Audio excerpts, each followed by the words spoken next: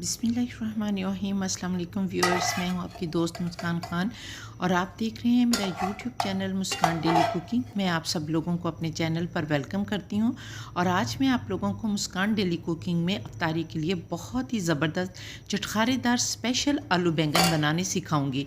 इतने मज़े के होंगे कि हर कोई तारीफ़ किए बिना नहीं रह सकेगा, क्योंकि रोज़े की वजह से हमारा मुंह का जायका बिल्कुल फीका हो गया होता है और कुछ अच्छा खाने को दिल करता है।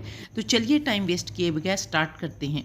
ये देखें, आलू बैंगन का चटखारेदार सालन बनाने के लिए मैंने आधा किलो बैंगन लिए हैं और काट कर पानी में भिगो दिए हैं, वरना ये काले पड़ जाते हैं।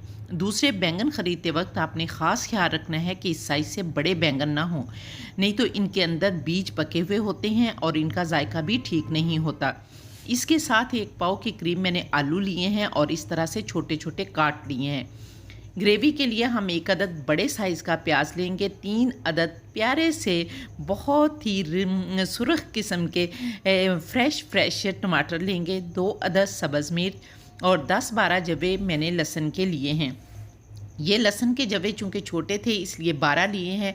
अगर आपके पास मोटा लहसुन हो तो 6-7 जवे ले लें और आधा इंच अदरक का टुकड़ा ले लें, लेकिन ब्लड प्रेशर वाले मरीज़ अदरक नहीं डालेंगे। और 1 अदद हम इसमें लीमू का रस और एक बहुत ही ज़बरदस्त इंग्रेडिएंट बाद में डालेंगे, जिससे हमारे आलू बैंगन बहुत ही मज़ेदार और चटखारेदार बनेंगे। तो चलिए अब मैं प्याज और टमाटर काट लेती हूँ, फिर आपसे मिलती हूँ। ये देखें, मैंने प्याज और टमाटर काट लिए हैं और लहसुन और सब्ज़ मिर्चें कूट ली हैं और ये 1 लेमन जो है इसका पूरा जूस हम अपने सालन में डालेंगे। और ये देख लें, बैंगन इस तरह और इतनी मोटाई में काटने हैं। तो चलिए अब पकाना स्टार्ट करते हैं। सबसे पहले चूल्हे पर पैन चढ़ाएंगे और एज़ यूजुअल मैं इसमें प्याज डालूंगी, ताकि मेरी प्यारी प्यारी बेटियों और बहनों पर ऑयल के छींटे ना पड़ें और वो महफूज रहें।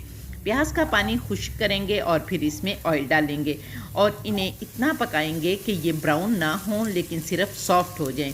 फिर इसमें टमाटर और लहसुन और सब्ज़ मिर्च वाला पेस्ट डालेंगे, लेकिन अनफॉर्चुनेटली मेरी शायद वीडियो नहीं बनी, इसके बारे में मुझे कुछ पता नहीं चला, इसलिए मैं माज़रत चाहती हूँ। और आलू डालकर अच्छी तरह से 2 मिनट के लिए भूनें।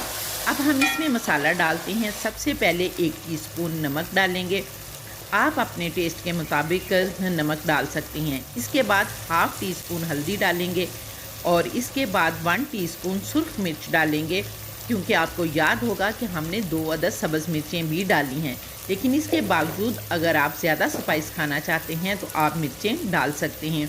इसके बाद 1 टेबलस्पून भरकर साबुत ज़ीरा डालेंगे और फिर 1 मिनट के लिए अच्छी तरह से भूनेंगे, ताकि तमाम मसाला जात अच्छी तरह से मिक्स हो जाएं। अब हम इसमें बैंगन डाल देंगे और फिर 1 मिनट के लिए बहुत अच्छी तरह से भूनेंगे।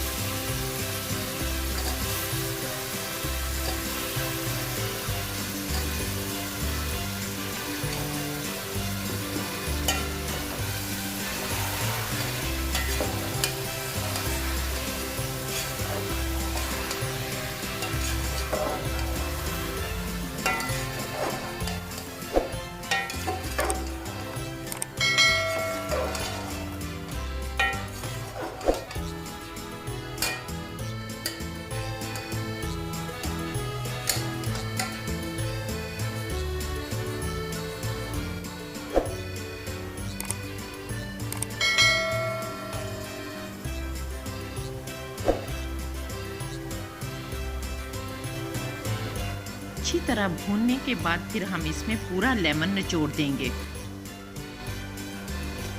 वो मैजिक इंग्रेडिएंट डालेंगे जो इसको चटखारेदार बनाएगा। वो मैजिक इंग्रेडिएंट है 1 प्याली दही।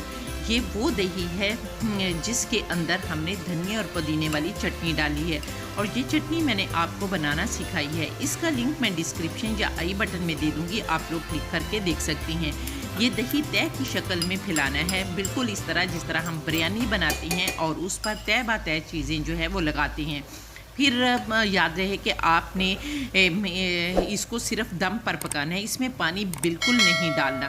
तो फिर हम इसे दम लगा देंगे और दम की आंच इतनी रखेंगे जितनी हम चावल या ज़र्दा बनाते टाइम दम की आंच रखते हैं।